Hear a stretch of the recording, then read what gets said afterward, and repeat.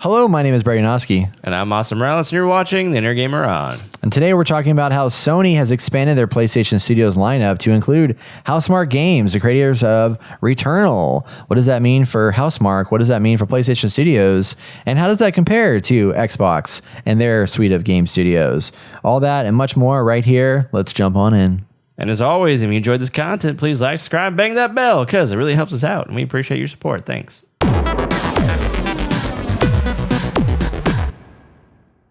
PlayStation Studios has welcomed a new company to the family.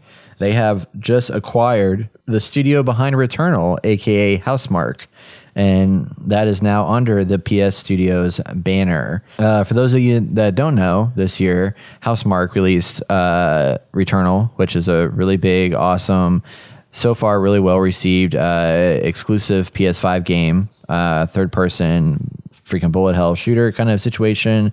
They previously did Resogun. They did several other games that were really cool, arcade kind of games. And they're now owned by Sony. So Sony picked them up, purchased them. Obviously, that means that future games from Housemarque will likely be PlayStation exclusive. But that also means they're going to have lots and lots of abilities to make games as great as they can be on a PlayStation console. In addition, there are rumors that they are potentially going to acquire Blue Point as well, which is a pretty big deal. We don't know exactly when that's happening, but on PlayStation Japan uploaded the wrong image on accident of showing PlayStation Studios and Blue Point. So we're wondering if eventually this acquisition is going to go through as well. It's gotta. Come on, it's gotta. Yeah. So that's a big deal.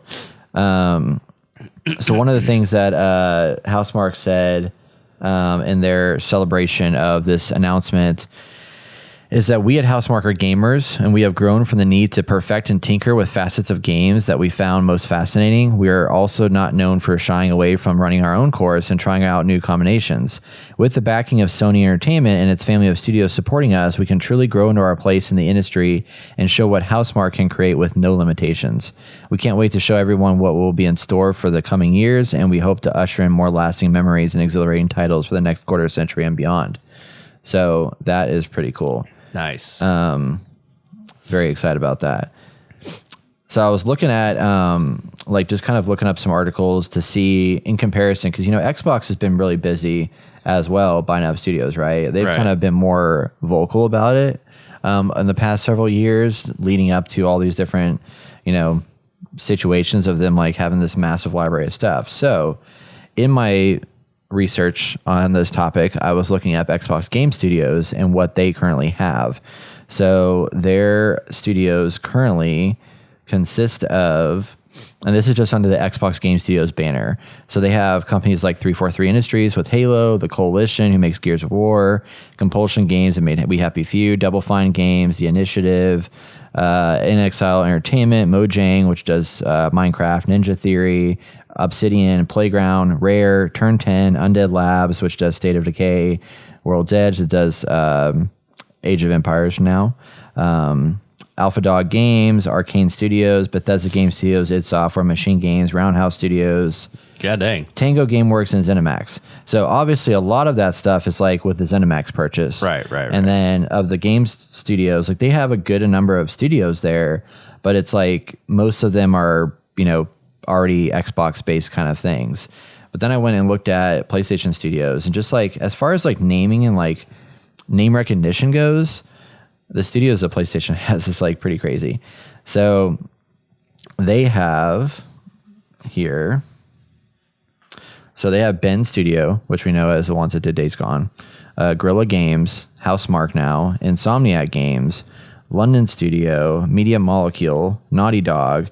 They just bought Nix's software as well, which I don't know anything about Nix's other than I saw their name on like every single update for Marvel's Avengers. So they're like a support studio for Marvel's Avengers and a lot of Square Enix games. So apparently they've bought them now, and they're going to use them to do a lot of things. Pixelopolis, Polyphony Digital that does Gran Turismo, San Diego Studio, San Mateo Studio, Santa Monica Studio, obviously God of War, Sucker Punch, Team Asobi, and XDev. So their like list of developers is also very large. Yeah. There's like 9 in here on this photo. Yeah. Yeah. And they're like big games that are coming from these people. So it's pretty wild. Like, I don't know. I mean, before we're like, Sony has all these first party titles and it's great. And then Xbox has bought all these great studios, and we've yet to see any major first party titles from yet. But we know there are some in the works. And now that they've acquired Bethesda and ZeniMax, you have all these upcoming first party titles. They're going to be there. So maybe we're finally going to see the fruit of all this labor, and we're going to have the battle of the first party titles, because that would be amazing for that to come back. And I know some people probably don't agree with that, but I want Xbox to make me want to buy an Xbox. Yeah. And they haven't done that yet. But actually, they're not going to be able to do that because now it's on Game Pass on PC. I was going to say, I'm going to get all my stuff on PC. So basically, they've already done it. They've already talked you into buying it because you're now part of the ecosystem. That's true.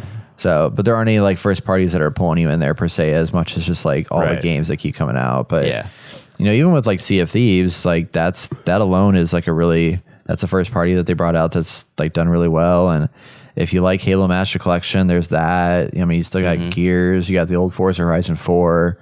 There's been some good titles that have come out there, but definitely not near as much as like what PlayStation has. Right. And PlayStation is just, when they bring out games, like it's a banger.